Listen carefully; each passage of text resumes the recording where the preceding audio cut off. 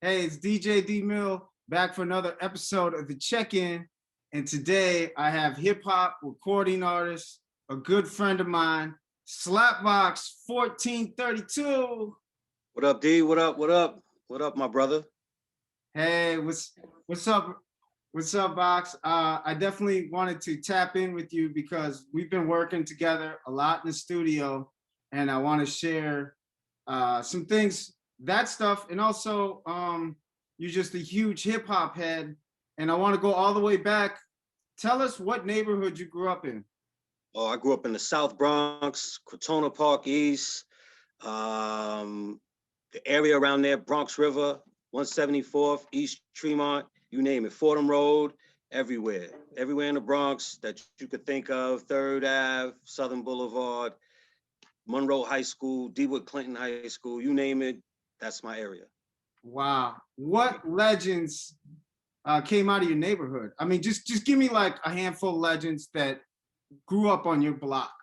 So not necessarily right on my block, but you could say the Cold Crush Brothers, KRS-One, Grandmaster Flash, Furious 5, all around the neighborhood. We would run into like Dougie Fresh, African Bambaataa and the Soul Sonic Force, DJ Jimmy Jazz, Jazzy J.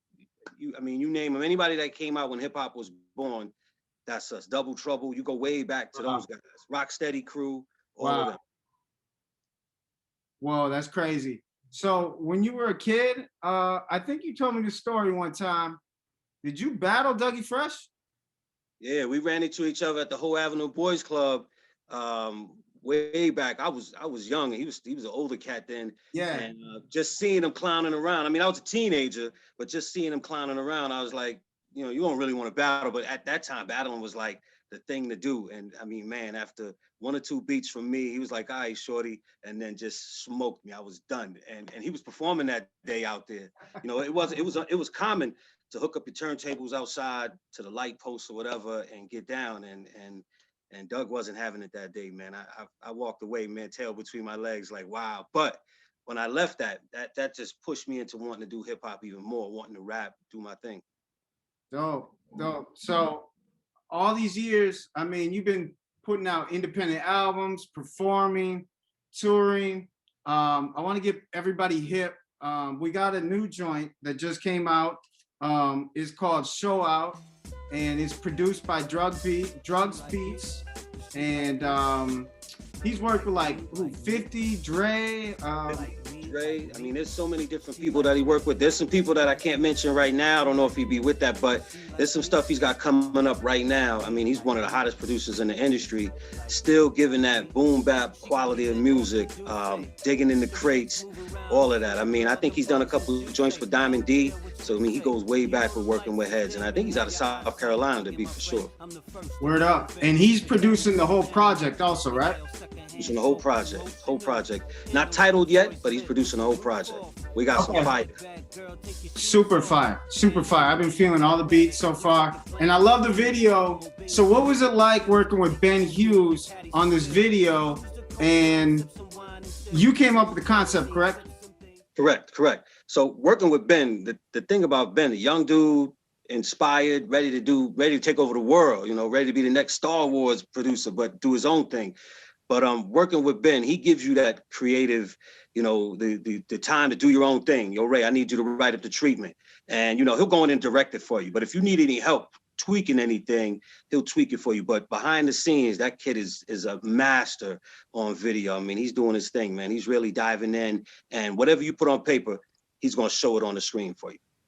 Yo, and that was the concept with this one, right? That was the concept with this one, man. I was like, okay, I need to do this and this.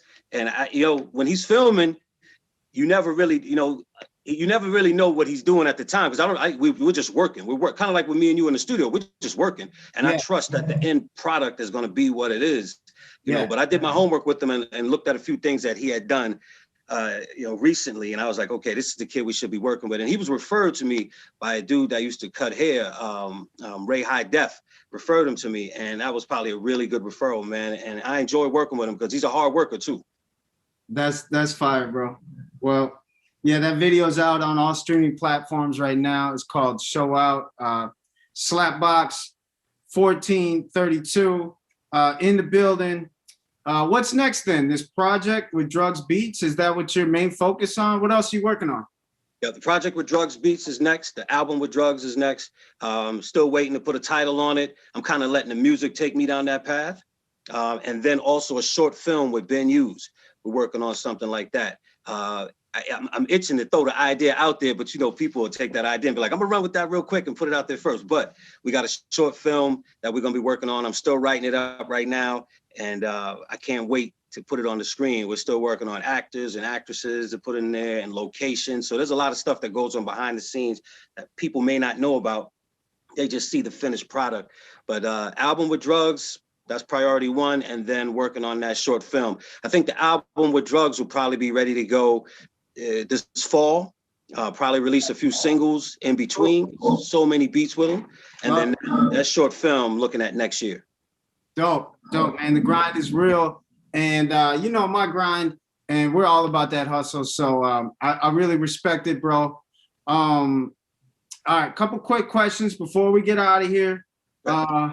I know you're sneakerhead. How many pairs of active sneakers are in your closet? Whew. So we're gonna say we probably have about 10, maybe 20 that I wear on a regular basis, switch them off and on. And then we probably have like, oh man, I'm ashamed to say this, probably like 150 pairs sitting there that I don't even touch. I've seen some joints that you pull out I ain't never seen nobody had, and they ain't no like, yeah, they're exclusives, one-offs. I've been rocking the Chucks lately though. I've been just throwing some Chucks on. Hey, basic is clean sometimes, man. Streamline. I ain't mad at that. All right, another question. All right, Rakim or Big Daddy Kane? Wow. Oh, that's a good one. So, oh man,